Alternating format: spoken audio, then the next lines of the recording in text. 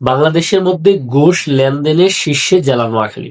এই কথাটার বা এই যে সংবাদটার, এই সংবাদটার আমি তীব্র প্রতিবাদ জানাচ্ছি, নিন্দা জানাচ্ছি। কারণ নোয়াখালীর মানুষ আর যাই করুক, এই কাজটা নোয়াখালীর মানুষ করতেই পারে না।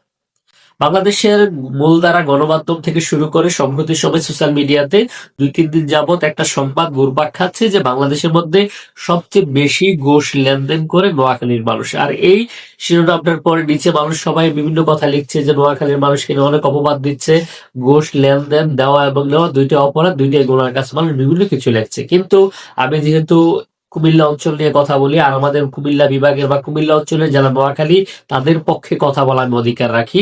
এই বিষয়টা যে বাংলাদেশের যে সোশ্যাল মিডিয়া থেকে শুরু করে মূলধারা গণমাধ্যমে বেসে বেড়াচ্ছে যে নোয়াখালীর মানুষ ঘুষ লেনদেনের শীর্ষে, এটা তীব্র নিন্দা ও প্রতিবাদ জানাচ্ছে। বাংলাদেশের মানুষ দেখছি যে নোয়াখালীকে নিয়ে ট্রল করতে খুব বেশি পছন্দ করে, যে নোয়াখালীকে বিভিন্ন অপবাদ দিয়ে থাকে। আমরা ছোটবেলা থেকে শুনে আসছি, অনেকে বলতো যে নোয়াখালীর মানুষ গান্ধির ছাগল চুরি করেছে, আবার কেউ বলে নোয়াখালীর মানুষ বাটপার, নোয়াখালীর মানুষ চিটার, নোয়াখালীর মানুষ হচ্ছে, কেউ বলে নোয়াখালীকে মতিল্লা, কেউ বলে গুজুম খালি, না না, আবার কেউ বলে রোহিঙ্গা, যেটা আবার নোয়াখালীর একজন কন্টেন্ট ক্রিয়েটর বলেছে নোয়াখালীকে নাকি রোহিঙ্গা বলে। আবার ওই যে তাহিদ আফ্রিদির বন্ধু ছিল, সেও বলেছে যে হাড্ডি কখনো মাংস হয় না, নোয়াখালীরা কখনো বন্ধু হয় না।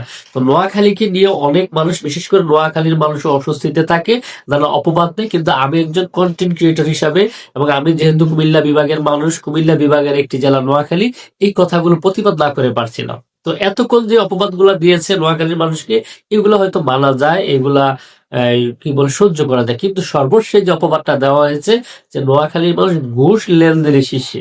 আর যাই হোক, বাকিগুলা করতে পারলো, এটা আমার কাছে মনে হয় না করতে পারে। হয়তো 10-20 টাকা ঘুষ দিতে পারে, কিন্তু ওই যে বলে না নোয়াখালীর মানুষ ঘুষ দিতে পারে, যদি ঘুষই দিতে পারতো তাহলে কি গতকালকে 2টা বল নিয়ে প্র্যাকটিস করতে গিয়ে বলের জন্য বিপিএল এর মাঠ ছেড়ে সোজা চলে যাইতো? নোয়াখালীর মানুষের কাছে এত টাকা থাকতো, যদি এত টাকা থাকতো তাহলে কি নোয়াখালী বিপিএল এর টিম রাজশাহীর মানুষ আইসা, দেশ ট্রাভেলস আইসা বিপিএল এর টিম নোয়াখালী নামে দেওয়া লাগতো?